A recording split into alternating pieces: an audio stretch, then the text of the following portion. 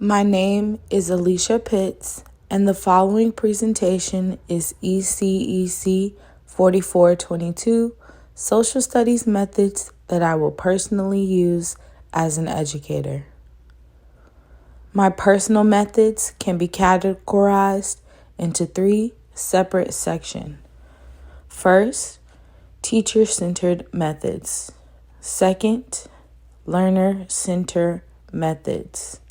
And third, student interactive methods. Firstly, I will use teacher-centered methods to ensure I constantly stay on track. Teacher-centered methods are methods that pertain specifically to the teacher and methods that the teacher uses to make sure that she or he is teaching and facilitating the best education they possibly can.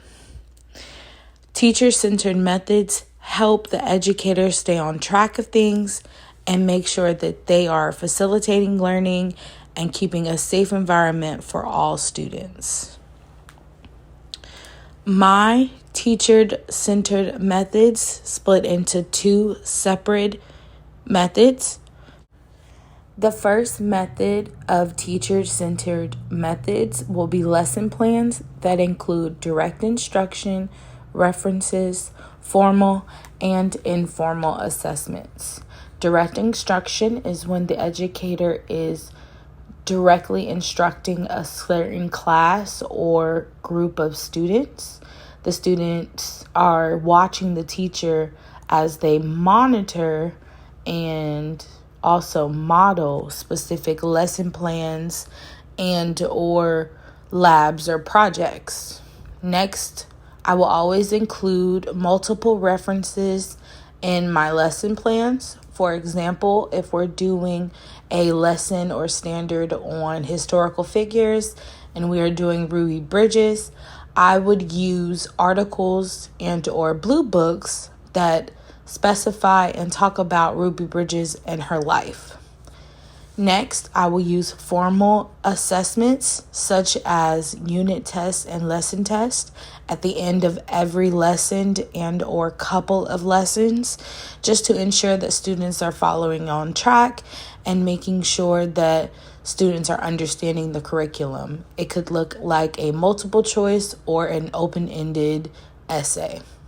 Informal assessments would include, but aren't limited to, projects, presentations, and other labs and worksheets we do into class. Anything that is where the student is summarizing or paraphrasing what we learn can count as an informal assessment.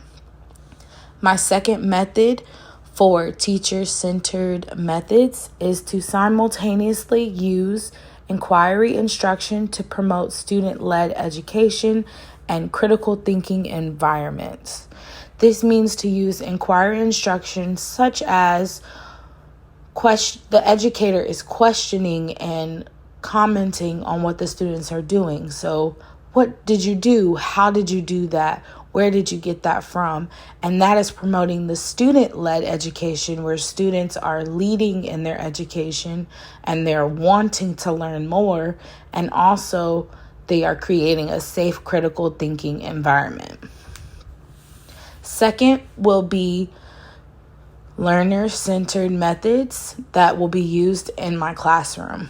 Learner-centered methods are methods that have the learner in mind.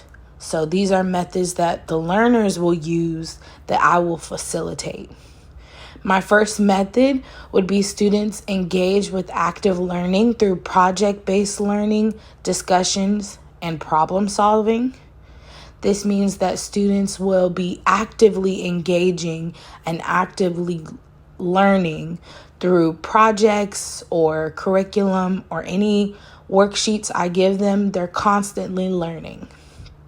My second method is to use graphic organizers included in every lesson to support student success, guided reading, and education.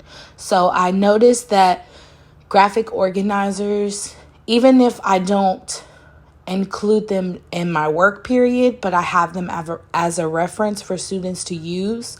They like and learn a little bit more, and it's just an easier way for students to be able to watch what they're learning and go through everything that they're actually learning. And lastly, I will use student interactive methods to facilitate learning in the classroom. Student interactive methods are methods that make the students interact. So these are methods that will be used with students that will help them interact with the classroom. My first method would be project-based learning to encourage students' self-growth and education by using problem-solving methods to challenge students. So with all of my lessons, including some kind of project with a rubric, students are using their problem-solving skills and challenging themselves to figure out who this historical figure is, or what features they need on their maps, or even other social studies timelines that they must learn. My second method for student interactive methods will be role play. Role play supports individual growth and educational stepping stones through curriculum creating and challenging.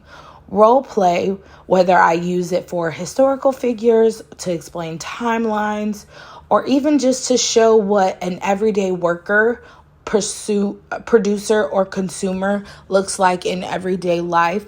Students are challenging themselves, they're getting creative, and they're still learning curriculum even though they're playing or role playing.